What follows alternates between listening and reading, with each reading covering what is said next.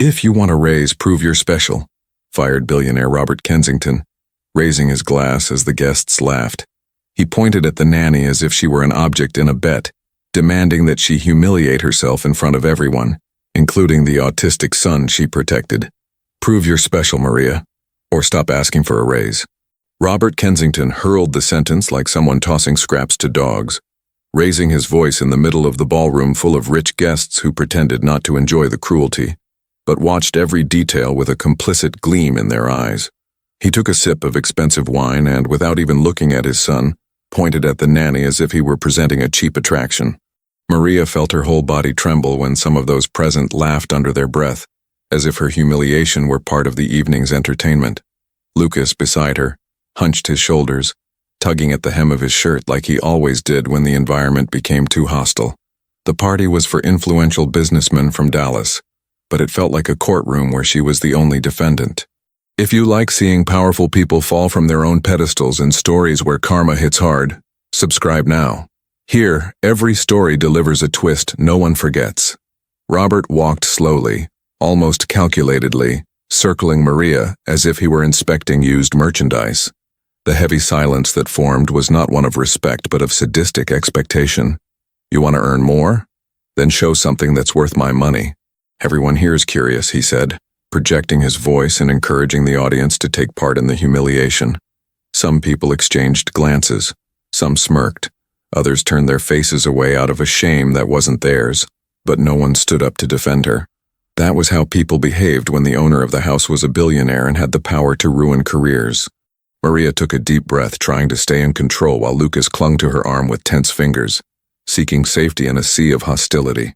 She felt his small body trembling, and that burned inside more than any word from her boss. Mr. Kensington, this isn't the moment, Lucas. She tried to speak, but he cut her off without even letting the sentence exist. The moment is when I decide. Or does the employee want to run this house now? The word employee came laced with poison, drawing discreet giggles from the guests nearby.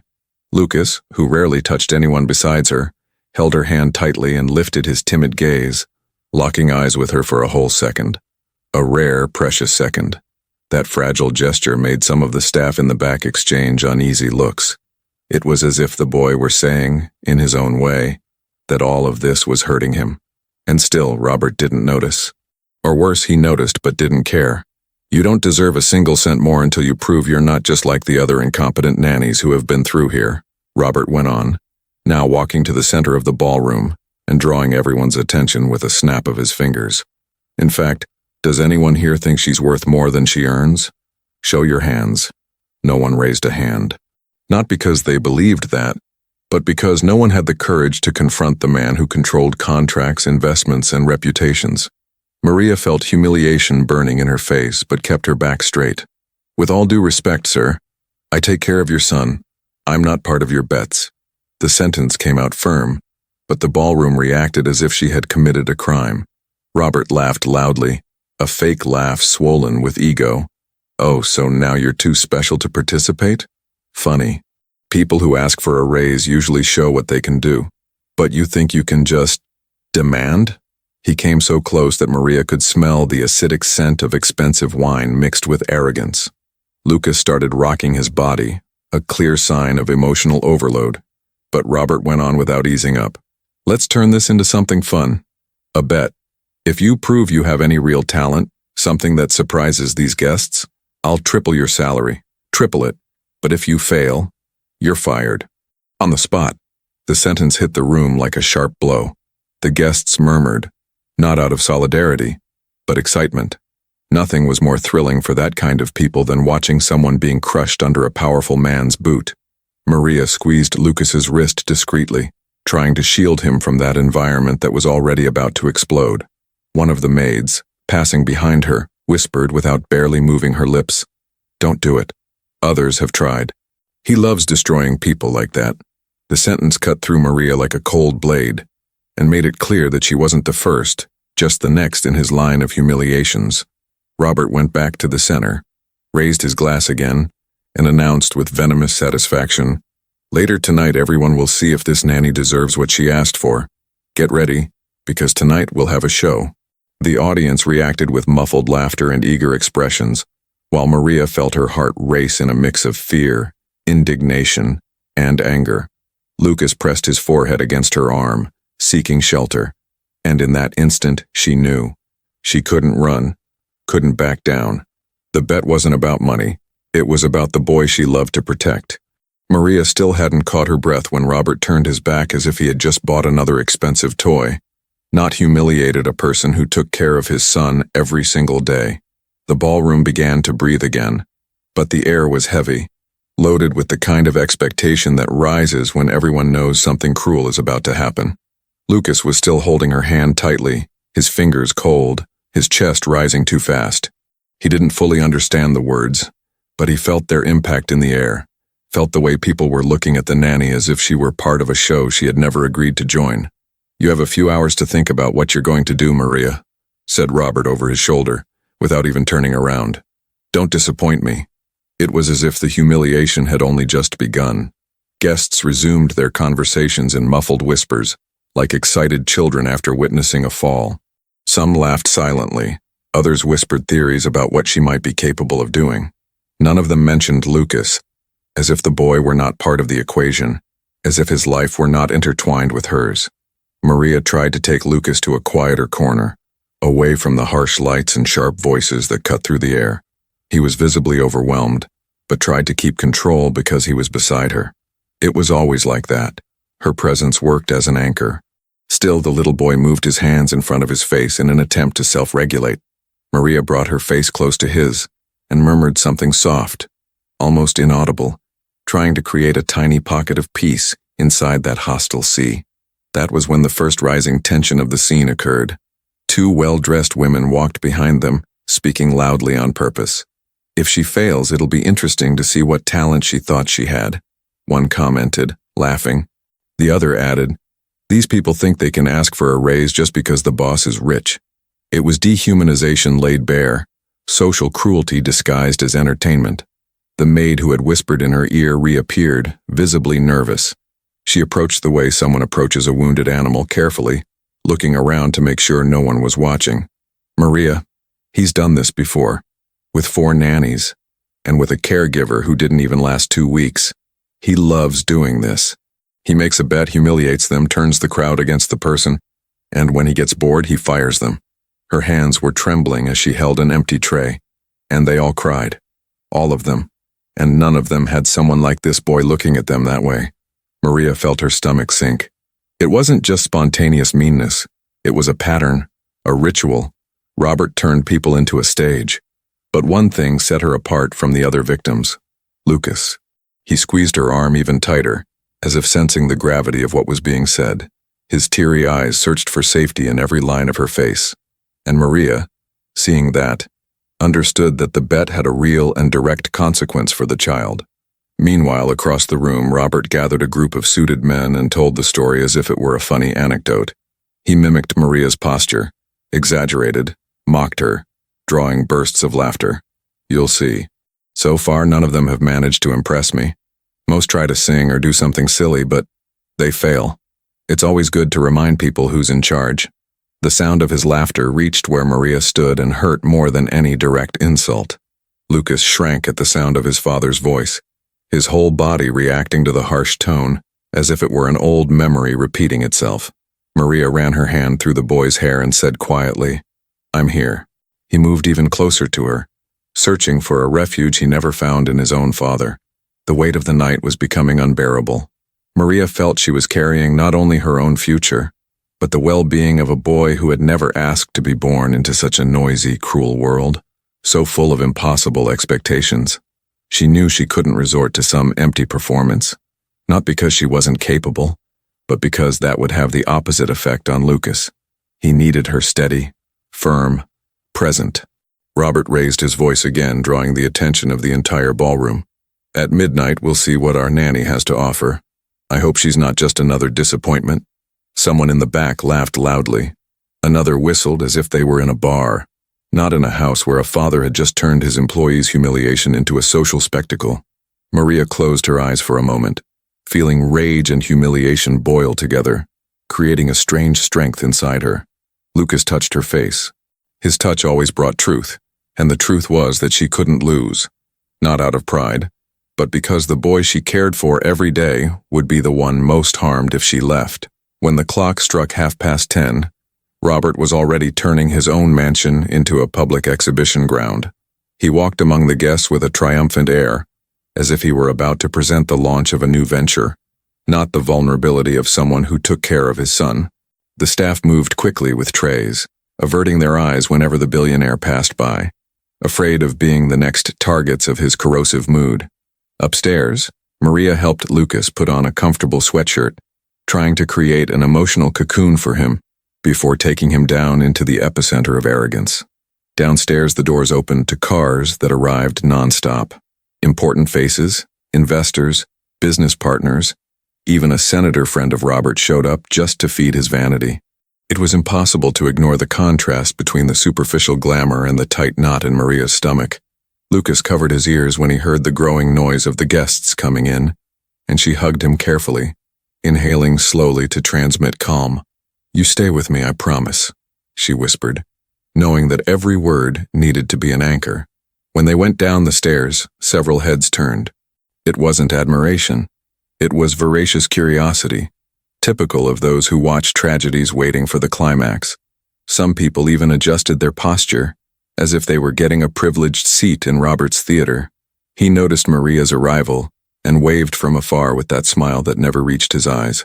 "The star of the night has finally arrived," he announced loud enough to make several glasses clink. Lucas shrank and squeezed her hand while Maria kept a firm expression, every muscle fighting not to give in to fear. In the corner of the ballroom, near the grand piano that no one knew how to play, Maria found a brief refuge. The noise, however, didn't let up. Comments appeared like disguised stabs. "Do you think she's going to dance?" a platinum-haired woman whispered. "I think she'll sing. They always sing," replied the man beside her. "I just hope she's better than the last one," he added, laughing. Maria felt her chest tighten but kept Lucas close, guiding his breathing with light touches on his shoulders. Suddenly, a tall man, distant and almost indifferent until then, Richard Hale, an executive famous for having no patience for nonsense, approached without ceremony. He watched Maria for a few seconds, then looked at Lucas, who was gently rocking his body to cope with the excess of stimuli. "He's overloaded," he stated bluntly. Maria confirmed with a nod. "And are you really going to allow his father to put both of you in this circus?" The sentence held no compassion, but it carried a raw truth that pierced the air. Robert heard the comment and let out a mocking laugh. "Richard, don't ruin the fun." The nanny asked for a raise. "It's only fair she proves she deserves it." The executive didn't smile. He just stepped back to the side, but his gaze, cold and calculated, said he would now watch everything very closely. That changed something in the air. A man of his stature, used to being in charge in boardrooms, rarely showed public disapproval, and yet, there he was. Lucas sought Maria's eyes and she crouched down to be at his level.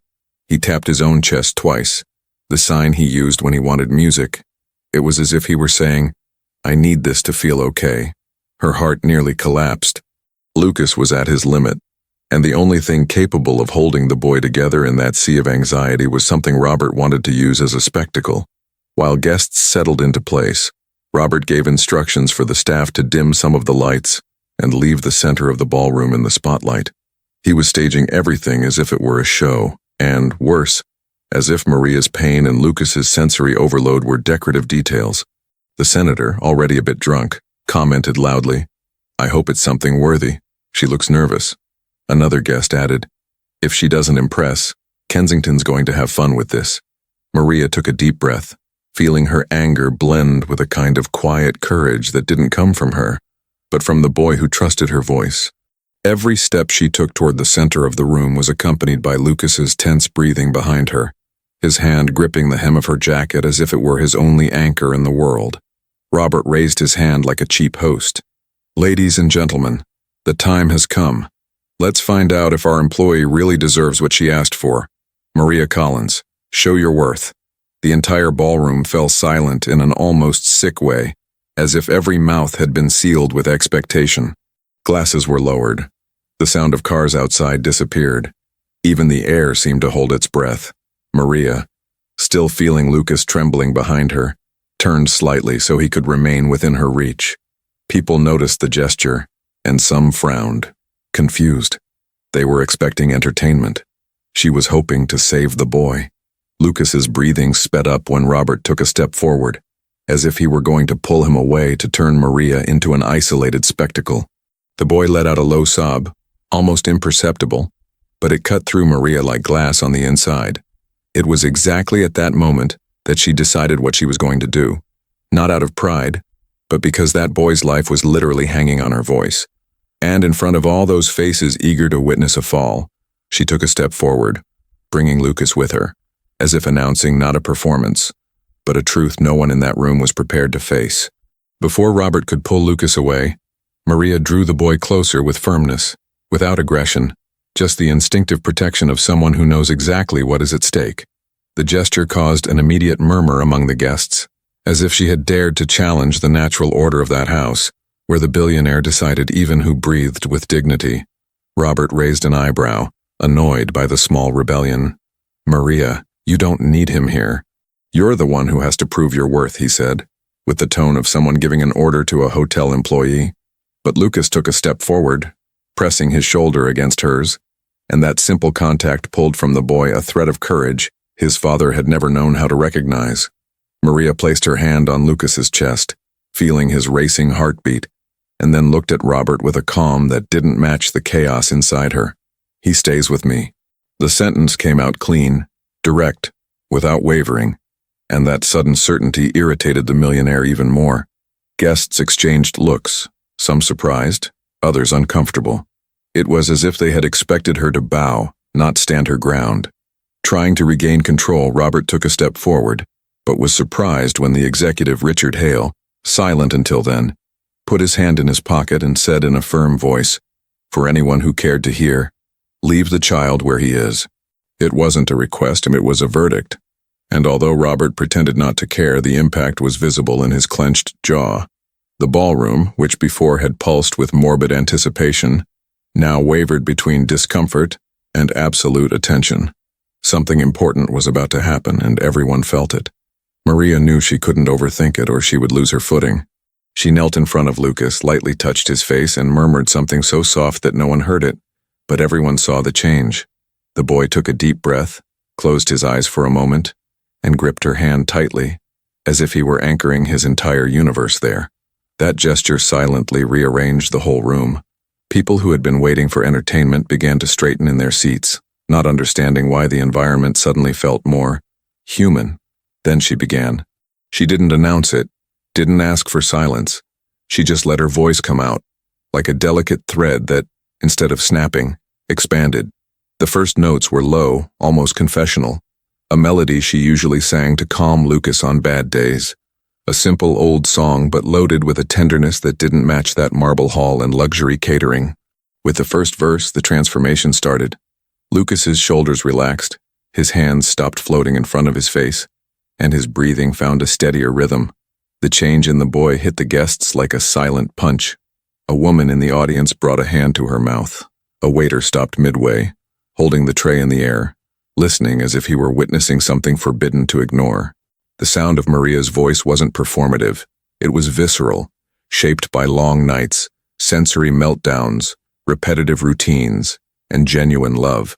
Nothing came from ego. Everything came from devotion. As she sang, Maria didn't look at the audience. She looked at Lucas. It was as if the whole world had disappeared and only the two of them remained, connected by a story no one there had bothered to understand.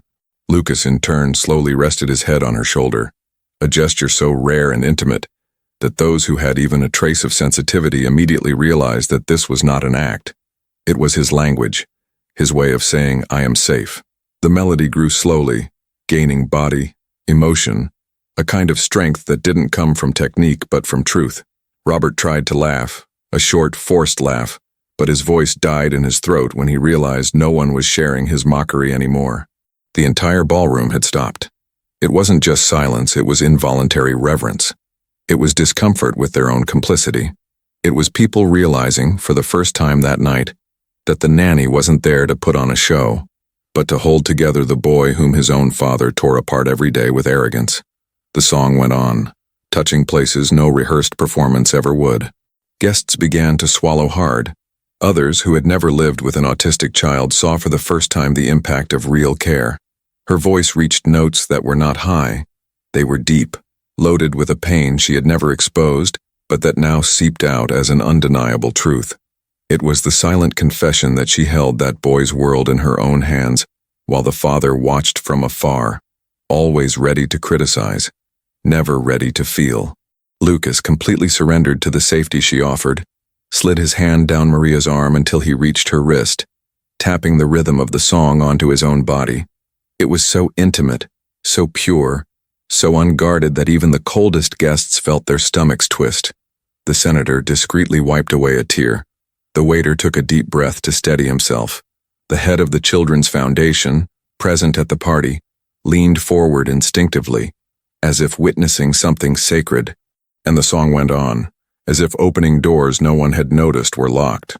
Without saying a word, she revealed a truth that imposed itself. Maria was not the nanny. She was the bond. She was the safe harbor.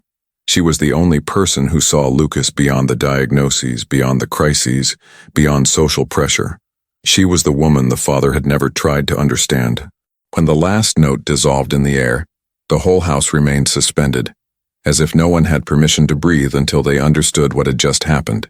A thick, almost tangible emotion filled the ballroom, and in that strange stillness, where time seemed to have stopped, Robert Kensington's gaze drifted for a single instant, because for the first time he realized he had been diminished, not by power, but by purity, and that truth began to corrode his posture even before anyone dared to point it out. The silence after the last note was so deep, it felt like the air had thickness. No one dared to move, as if any motion could break something far too precious. Maria was still holding Lucas, who was breathing slowly, resting against her shoulder, finally calm. For a few seconds, the Kensington mansion, accustomed to applause for the host, was at the mercy of a kind of truth that money couldn't buy or erase.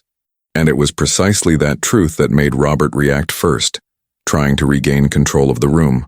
He clapped once, a single clap, a dry, misplaced artificial sound, so full of arrogance it sent shivers down spines.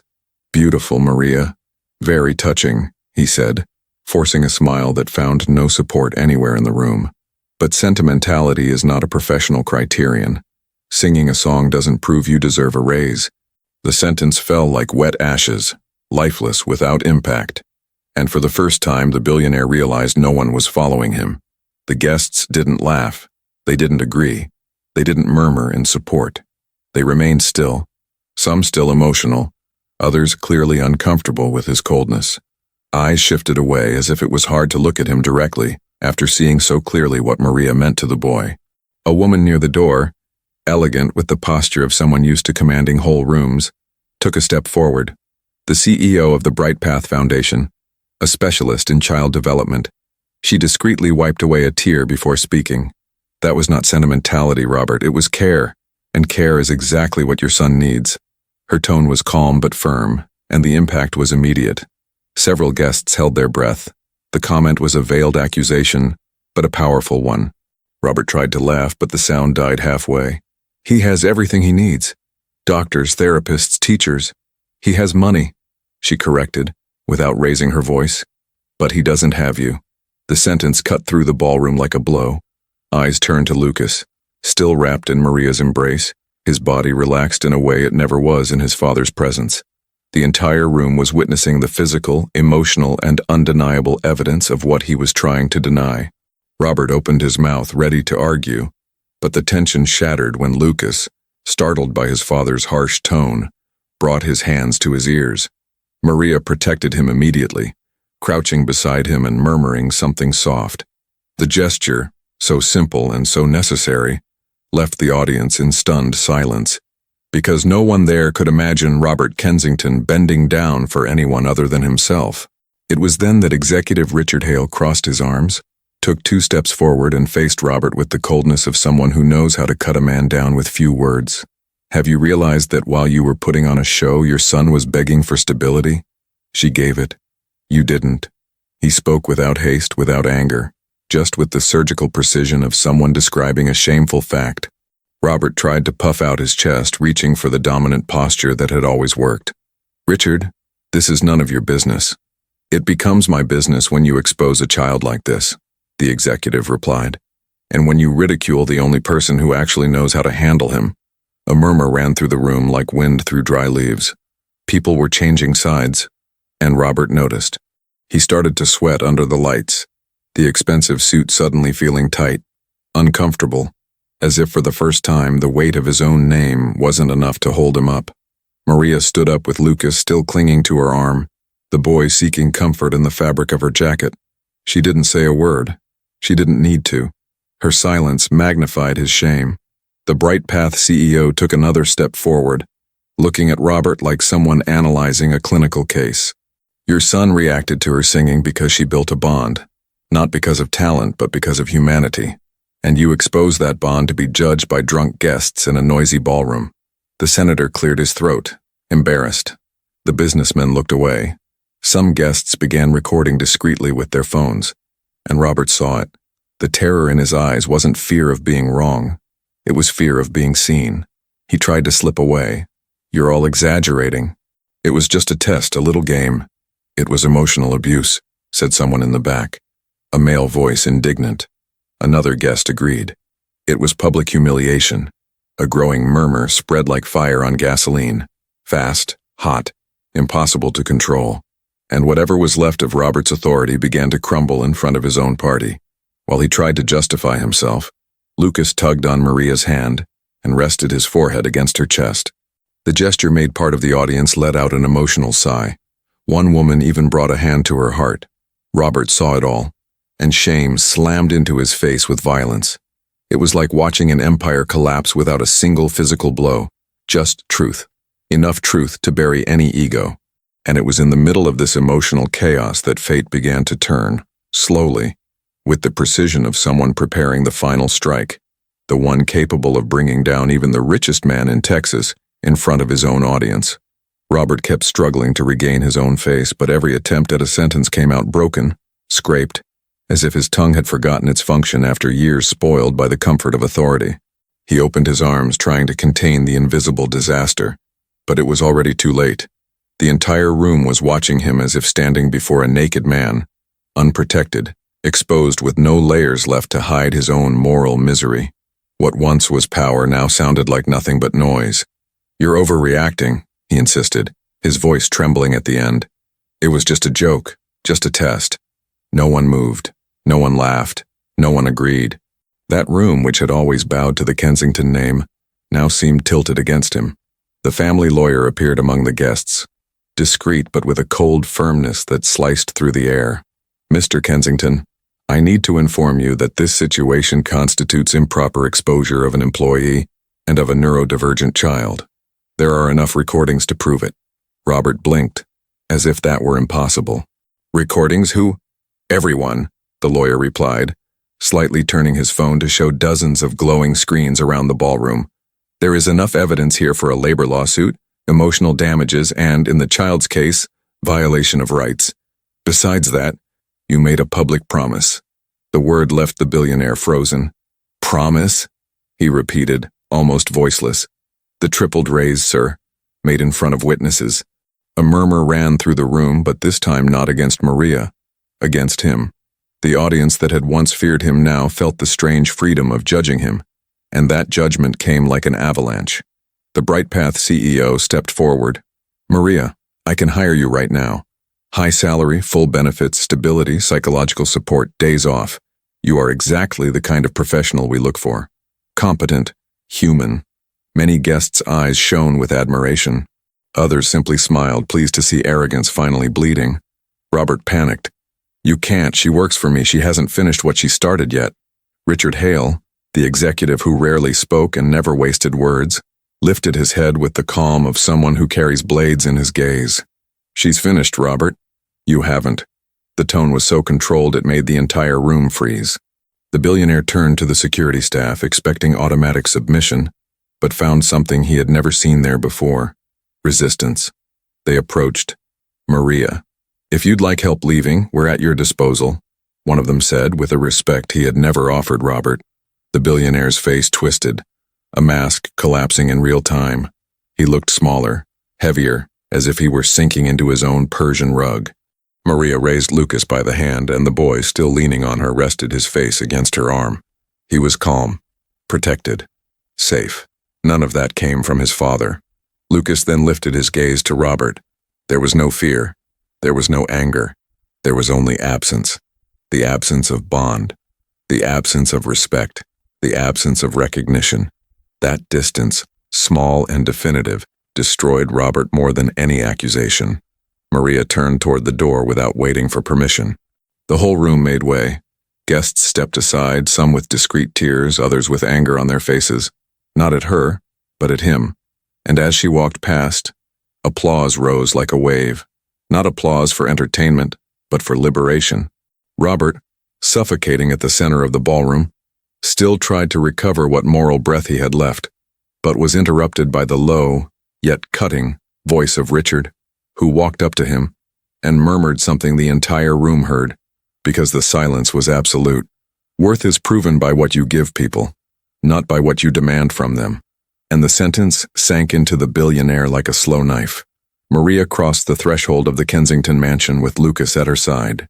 And when the night swallowed the two of them, it became clear to everyone there that the one who had truly lost was not the nanny. It was the man who never knew how to be a father. If this story gave you chills, imagine what's waiting for you in the next one. Here, every video delivers a new reckoning, a new powerful figure brought to their knees by their own arrogance. So subscribe now so you don't miss a single twist. And click on the next video that's appearing on your screen. Justice continues over there, and you deserve to see every second of it.